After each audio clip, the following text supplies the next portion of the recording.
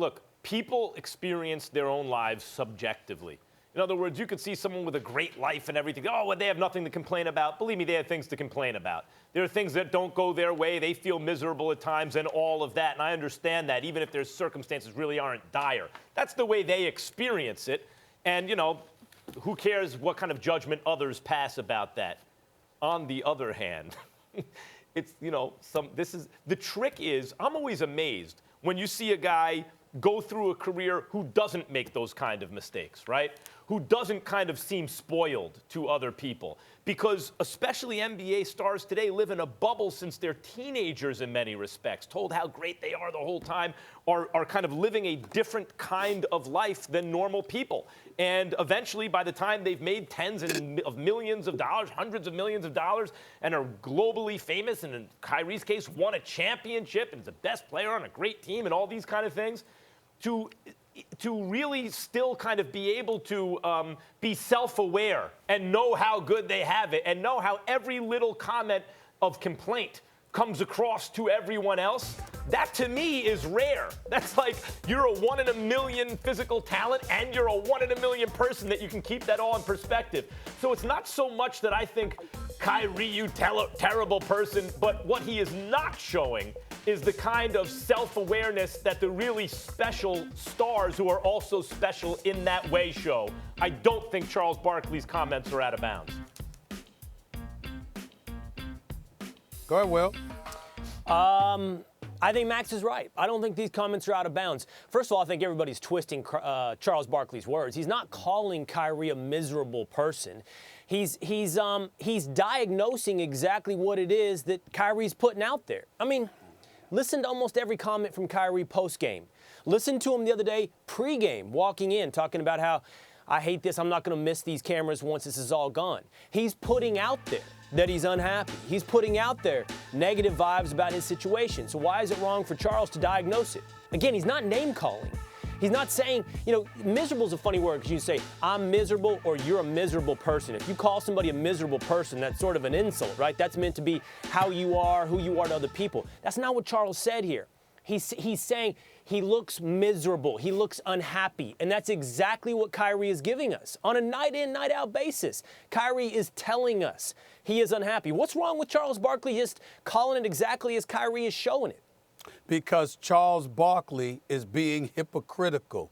That's why. And I say this with a smile on my face because that's my man, my brother, my friend. He's watching us as we speak. I can assure you. And when I say this story, I promise you, Charles Barkley is going to be someplace laughing. I forgot which year it was, but it was when he was when he was playing at the tail end of his career. And he said something and the media misconstrued what Charles Barkley was saying.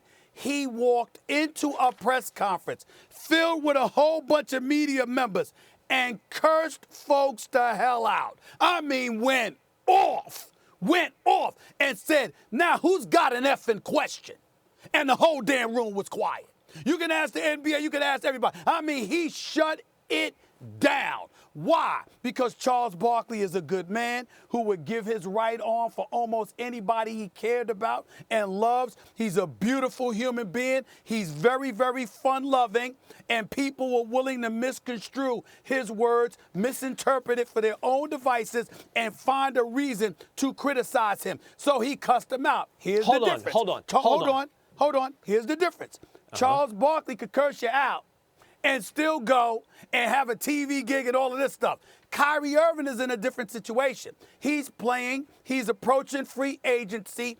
I'm not saying he doesn't say the wrong things, and I'm not saying that he doesn't come across that way, but that's his demeanor. We used to say it about Kobe because Kobe didn't know how to have a good time. Kobe didn't hang out with the fellas. While those fellas was hanging out at clubs, Kobe was back studying film and stuff like that, and people thought that he wasn't unhappy. No. He's a bit more focused. His attention and things and what he cared about was different than other people. Kyrie Irving may not be miserable at all. He might be miserable having to talk to the media, but he might not be miserable in any other way. But because he doesn't project in the way that we think he should, all of a sudden we want to classify him as miserable. And I'm saying that's not always the case. All I want to say is this.